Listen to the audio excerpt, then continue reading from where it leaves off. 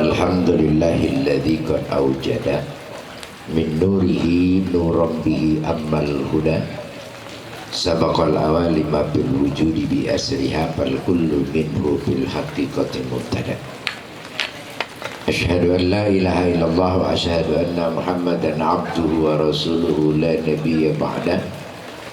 Allahumma fassalli wa sallim wa karrim wa azim ala sayyidina wa habibina wa syafiina wa maulana Muhammadin wa maulana Muhammadin wa ala alihi wa sahbihi ajma'in. Subhanaka la ilma lana illa ma 'allamtana innaka antal alimul hakim. Amma ba'du. Faqad qala Allah Ta'ala fil Qur'anil Karim, a'udzu billahi minasyaitonir rajim. Bismillahirrahmanirrahim. Wasari'u ila maghfiratin min rabbikum wa jannatu 'arduha as-samawati wal 'ardh u'iddat lil muttaqin. Sadaqallah wa sadaqa Rasulullah sallallahu alaihi wasallam. Para alim ulama yang kita muliakan, mohon maaf tidak saya sebutkan satu persatu, namun tidak mengurangi hormat dan ta'zim saya. Saya nggak sebutin satu-satu, takut ada yang kelewat. Panitia pelaksana, pengurus majelis taklim, para pencantik hidayah, hadirin jamaah sekalian yang mudah-mudahan kita semua dimuliakan oleh Allah Subhanahu wa Ta'ala. Alhamdulillah, dengan izin Allah malam ini kita kumpul dalam rangka menyambut bulan Muharram. Mudah-mudahan kumpul kita ini mendapatkan berkah dari Allah Subhanahu wa Ta'ala.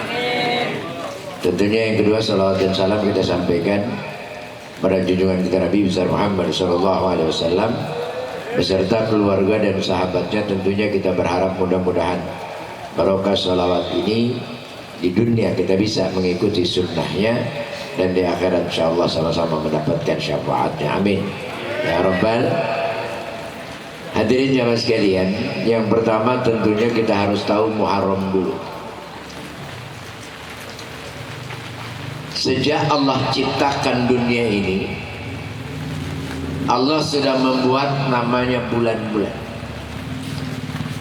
Makanya orang Arab itu dari dulu kenal bulan, kenal tanggal, nggak kenal tahun. Jadi sejak sebelum Nabi lahir sampai dengan Nabi menjadi Nabi Muhammad sampai meninggal, orang Arab itu kenal tanggal, kenal bulan, kagak kenal tahun. Makanya orang Islam benar, yang paling benar namanya tahun baru. Kalau Masehi itu bukan tahun baru, yang tahun baru itu Islam. Jadi dulu orang Arab nggak kenal yang namanya tahun. Contohnya, Rasulullah lahir tanggal berapa? 12 bulan. Ada tanggalnya? Ada 12. Ada bulannya?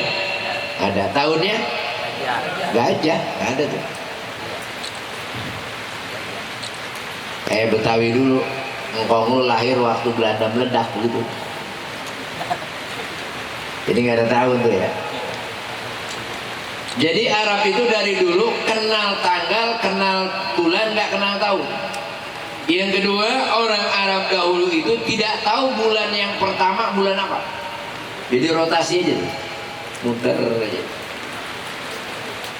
Setelah Rasulullah meninggal, barulah akan ditetapkan kapan tahun pertama dan bulan apa yang menjadi bulan pertama.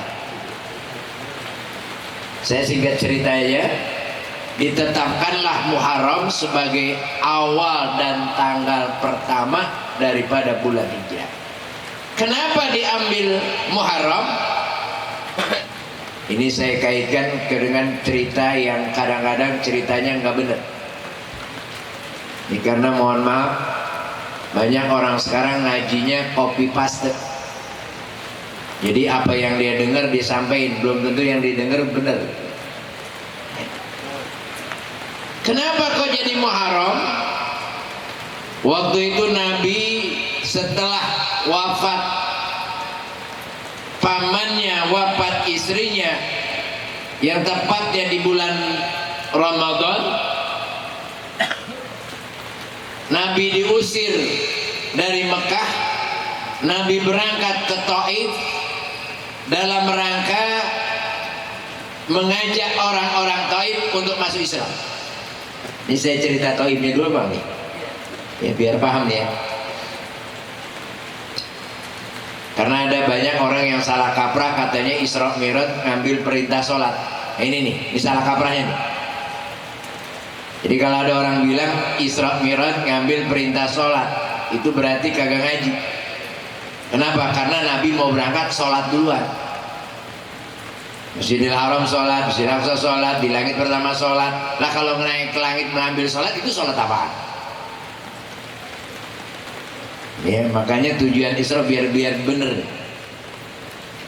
Ketika Nabi di Taif, Nabi dakwah, ngajaklah orang-orang Taif masuk Islam.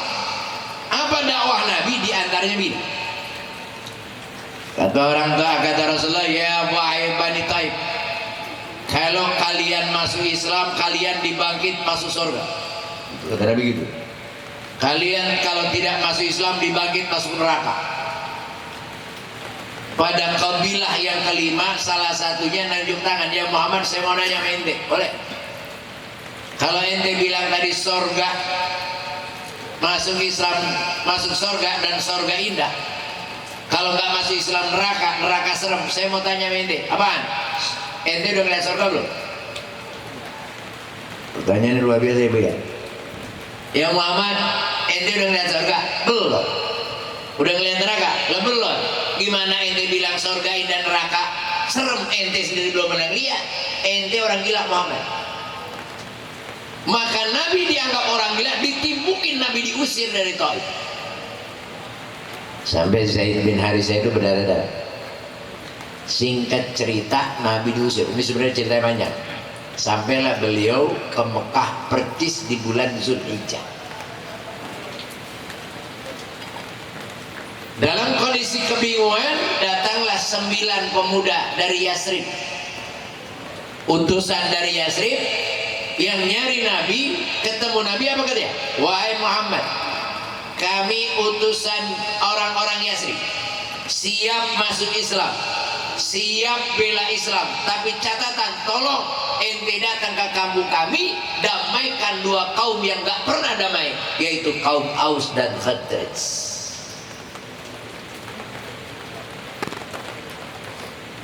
Kata Nabi siap. Diutuslah orang ke sana. Nabi berangkat pada bulan Muharram ke Yasrib. Luar biasanya Pak, orang Yasrib udah pada masuk Islam belum? Belum ya. Nabi baru di Mekah, benar? Orang Yasrib udah masuk Islam belum? Belum ya. Tapi Nabi datang ke Yasrib disambut dengan Tola al-Badr. Orang Yasrib yang sekarang Madinah belum kenal Nabi, belum pernah didatengin Nabi, baru datang disambut dengan tolak. Sementara Mekah kelahiran Nabi, Nabi usir. Luar biasa ini ya. Kayak saya nggak cerita itu. Ini sebenarnya cerita Isra dulu kan nih. Terbaru semua harga belakangan ya. Sampailah Nabi ke Yasrib, akhirnya alhamdulillah kaum Aus dan Khazraj dengan singkat mereka damai karena datangnya baginda Nabi kita Muhammad. Emang Nabi ngomong apa? Aku bisa damai? Tahu ceritanya gitu kan ya? Nabi datang langsung, emang ngomong apa ya?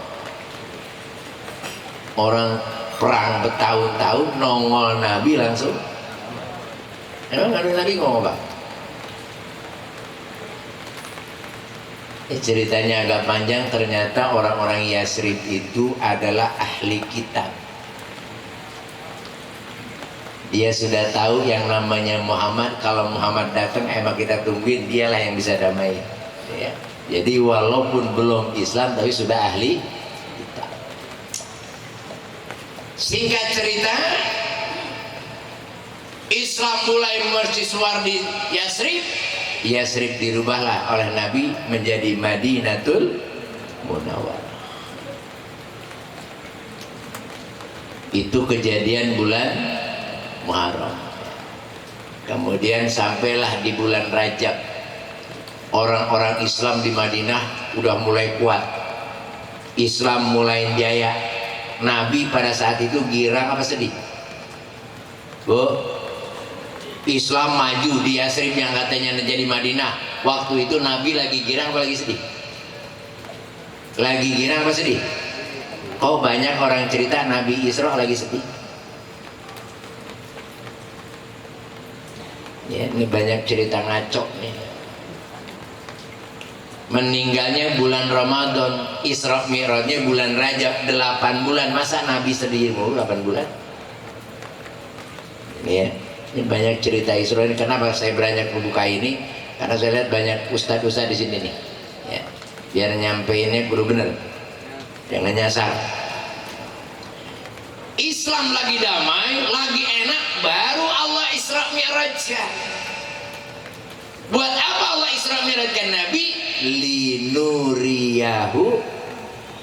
Nih, tujuan Isra bukan sholat. Linuriyahu min ayatina. Kenapa di Isra Mi'rajkan? Innahu huwas samiul basir apa alim? Basir apa alim? Kenapa kok basir? Biasanya alim.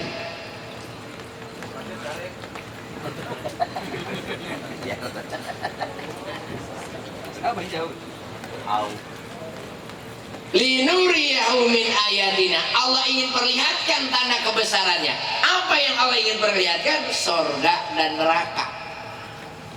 Karena Nabi belum pernah lihat sorga dan kenapa dilihatin sorga dan neraka?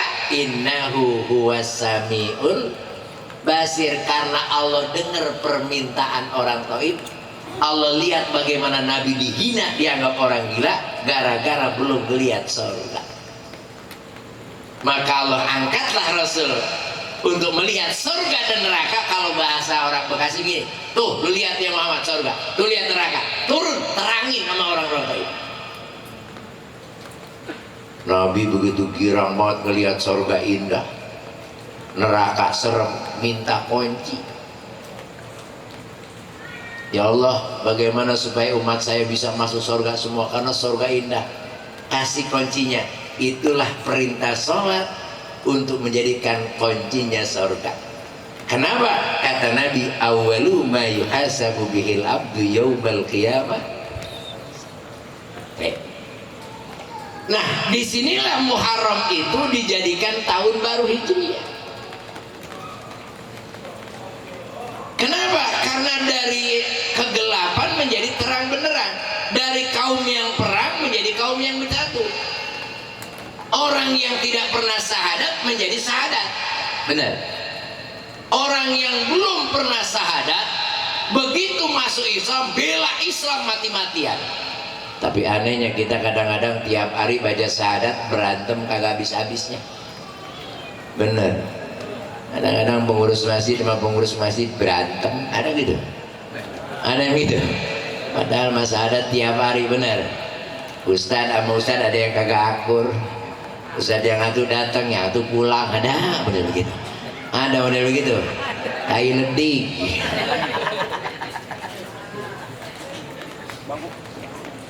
Bagaimana umat mau bersatu kalau kiainya masih pada pecah? Betul.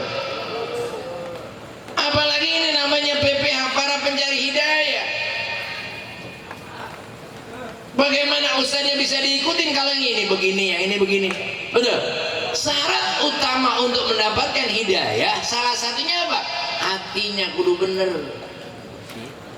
Jangan banyakkan suuzon, betul. Ya, jangan banyakkan. Bagaimana supaya tidak suuzon? Tentunya kita banyak ibadah. Ibadah apa? Tadi saya bilang, kata Nabi, awalu ma yuhasabu bihil abdu yaumal qiyamah. Cuman Nabi ngomongnya begini Pak, Bu,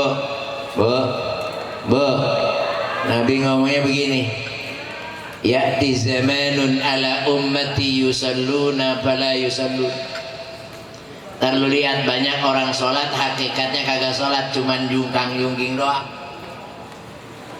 Mohon maaf, Segini banyaknya udah sholat semua, udah saya yakin bener mah belum tentu bener.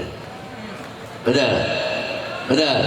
Yuk kita cek, Ustaz jangan ngada-ngada. Yuk kita cek bener nggak? Kita ini sebelum sholat kan wajib wudhu ya, betul. Sebelum sholat wajib apa sih arti wudhu? Bersuci, kebersihan, benar. Pertanyaan saya sederhana, mandi sama wudhu bersihan mana? Ayo, mandi sama wudhu bersihan mana? Tuh kan segini doang ada 3 jawaban. Ada yang jawab mandi, ada yang jawab wudhu, banyakannya kagak jawab jadi aman. Salah. Bapak Ibu kan gampang banget, kalau mandi kan semuanya dicuci, betul. Pakai sabun, pakai sampo, digosok-gosok. Lah kalau wudhu kan cuma basuh pala, muka, tangan, kaki. Kalau mandi berarti bersihan mana? Mandi lah, susah amat sih ya. Ya silakan yang mau duduk dulu dah. Ya, sambil dirapiin kita baca selawat. Rabbi bil Mustafa beliau maqasidana waghfir lana ma madha ya wasi'al karami ya Rabb.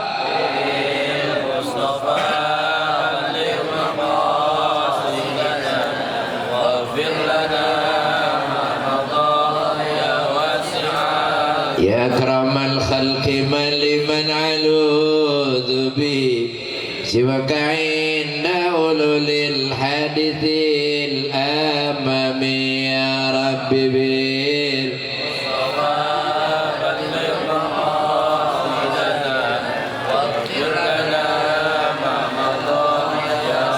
محمد ذكره روح لأنفسنا محمد شكره فرض على الأمم يا رب بير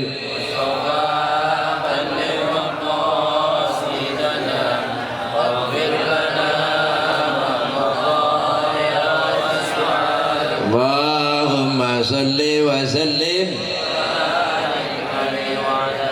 Balik lagi, berarti mandi sama wudhu bersihan? Mandi lah susah banget ya, semuanya dicuci pakai sabun, benar.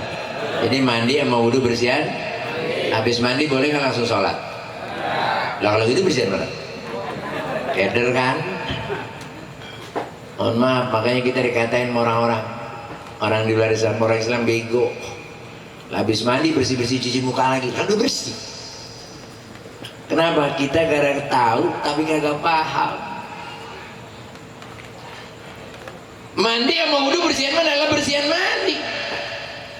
Orang kerjaannya sama kok, mandi cuci muka, wudhu cuci muka, mandi cuci tangan, mandi cuci kaki. Lah kenapa habis mandi gak boleh sholat? Kan kerjaannya sama. Ini dia pentingnya, kaidahnya. Apa kaidahnya? Apabila dua pekerjaan yang sama, salah satu harus diulang, pasti ada beda. Kalau nggak ada beda, nggak mungkin diulang. Apa bedanya? Doa. Mandi basuh muka nggak pakai doa. Wudhu ada, Allahumma bayyin wajhi binurika yauma tubayyidu wujuha awliyaika wa la tusawwidni bi zulumatika kama tusawwidu wujuh adaika. Mandi cuci tangan nggak pakai doa. Wudhu ada, Allahumma atini kitabi bi yamini wa hasibni hisaba yasira. Mandi cuci kaki nggak pakai doa. Wudhu ada, Allahumma sabbit qadamayya ala siratin mustaqim. Kesimpulan, siapa yang wudhu basuh muka nggak pakai doa berarti bukan wudhu, cuci muka. Mendingan mandi. Saya kagak yakin segini banyak kapal doa wudhu, kagak yakin. Saya dah buka keran gitu, cek cuci tangan itu. Bagaimana Anda mau masuk surga kalau wudhunya nggak pakai doa dan wudhu nggak punya tujuan? Pak, kalau kita mau ke istiqomah kan ada syarat-syarat masuknya, bener. Ke sorga itu juga ada syaratnya. Satu, awas, besok matahari sejengkal di atas kepala kita nih. Matahari sejengkal, panasnya luar biasa, sumber panas terbesar sedunia. Kira-kira kita jadi apa? Tapi kira-kira mau lumer mau adem? Mau lumer mau adem? Nah kalau lu mau adem tiap wudu doain pala lu, Allahumma azillani tahta zilli arsika yawma la zilla illa zilluk. Ya Allah, lindungilah pala saya dengan arasmu, di mana nanti di hari kiamat gak ada perlindungan kecuali perlindunganmu. Dari sekarang pala tuh lu doain tiap wudu. Nih tadi baca salawat segala macam, cinta Nabi. Kira-kira Nabi kenal kita nggak? Hah? Kenal dari mana? Pak, mohon maaf, besok manusia bukan ribuan, jutaan. Bagaimana kalau kita dikenal Nabi? Tapi pengen dikenal nggak? Pengen dikenal nggak? Seragam. Kalau kumpul di mana-mana, kalau ketahuan seragamnya gampang, pasti kekenalan. Apa seragamnya? Lihat Quran. Yauma tabyadu wujuh wa taswadu wujuh. Besok di padang mahsyar muka cuma dua, hitam sama putih. Nabi ngenalin umatnya yang mukanya putih. Pengen putih, pengen hitam? Pengen putih, pengen hitam? Nah kalau lu pengen putih, tiap wudu doain muka lu, Allahumma bayyid wajhi binurika yauma tubayyidu wujuha awliyaika wa la tusawwidni bidzulumatika kama tusawwidu wujuha adaika. Ya Allah, putihkanlah muka saya dengan cahayamu, sebagaimana kau putihkan muka para walimu. Jangan kau hitamkan muka saya sebagaimana kau hitamkan muka musuhmu. Dari sekarang muka lu doain biar Nabi kenalin. Didoain nggak tuh muka? Doain nggak tuh muka? Oh, kalau saya udah dikenalin Nabi, apa saya masuk surga? Entar dulu. Wa may ya'mal mithqala dzarratin khairan yarah wa may ya'mal mithqala dzarratin. Awas, lu kerjaan lu di dunia ntar bakalan ditimbang. Kata Allah, ntar ada yang terima tangan kanan, ada yang terima tangan kiri. Yang tangan kanan insya Allah selamat, yang tangan kiri celaka. Pengen kanan, pengen kiri besok. Atau miwarai zohri, atau dari belakang. Mau dari depan, mau dari belakang. Nah kalau mau dari depan, mau terima tangan kanan, doain tangan kiri. Allahumma a'tini kitabi biyamini wa hasibni hisaba yasir.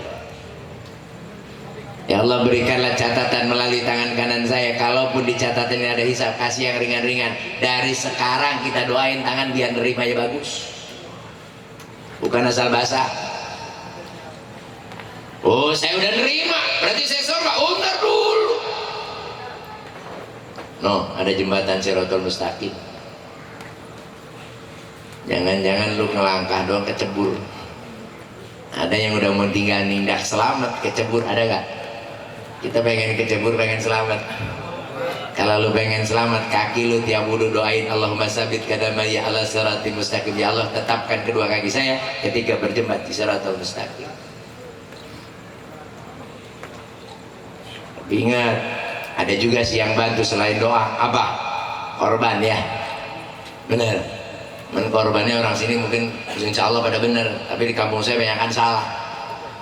Kenapa? Kata dia kalau korban harus yang bagus tuh binatang ya. Kambingnya kambing yang mulus. Kenapa? Ntar di jembatan Shirathul Mustaqim kita naik kendaraan yang kita korban. Betul gitu ya? Men saya waktu lu korban lu minta paha, berarti pincang besok. Kampung saya salah tuh. Banyak kayak gitu. Iya.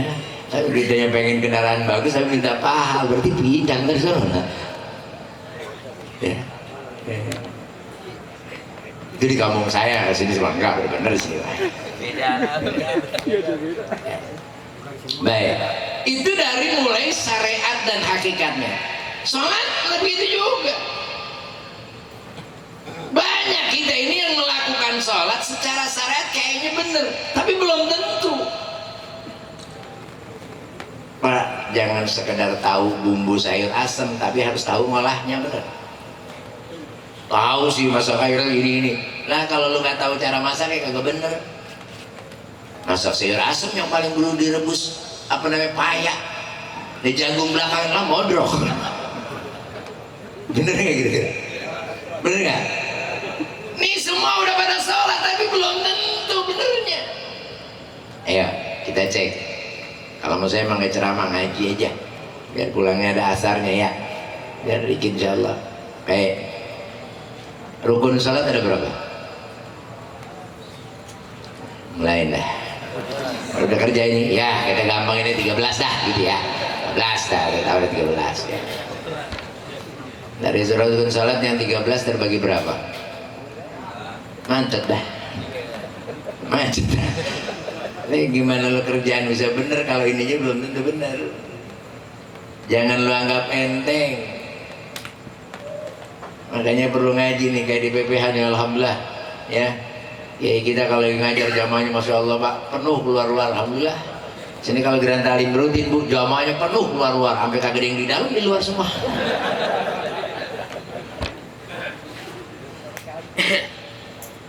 Baik, rukun sholat 13 terbagi 3.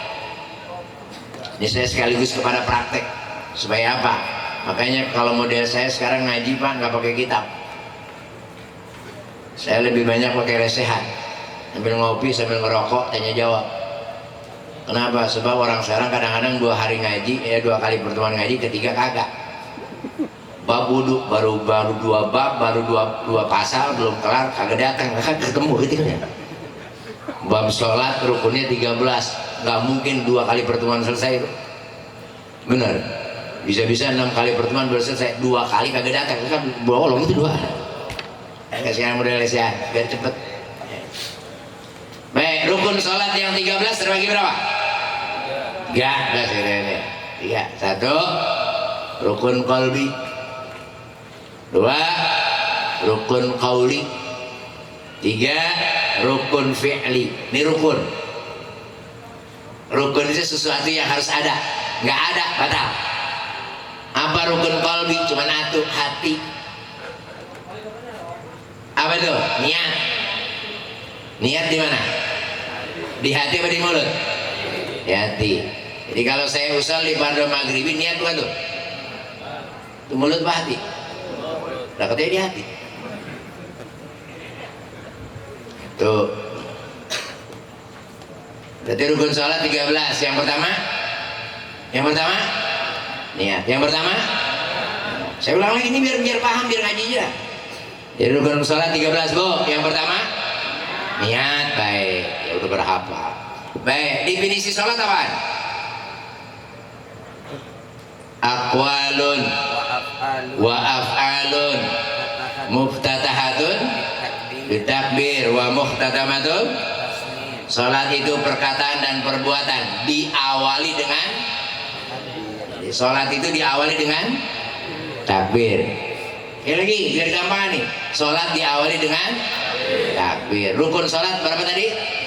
Yang pertama? Lah kok tadi takbir? Ya dulu. Ayo nih mana sih bener nih? Ya di prank. Nih di sini nih kadang-kadang prakteknya yang bisa salah. Oh kalau gitu rukunnya salah? Enggak, rukunnya bener. Definisinya salah? Enggak, definisinya bener. Kenapa? Karena kita nggak tahu prakteknya. Sholat itu diawali dengan takbir, diakhiri dengan salam. Rukun sholat yang pertama niat. Nah oleh karena itu niat dibagi oleh ulama. Rukun sholat ada 13, yang pertama niat. Niat di mana? Di hati, bukan di. Jadi gimana? Kalau usul itu namanya lafaz niat. Takbir itu apa sih pak? Bu, takbir apa bu? Ucapan Allahu Akbar. Takut banget ngucapinnya. Apa itu takbir? Allahu Akbar.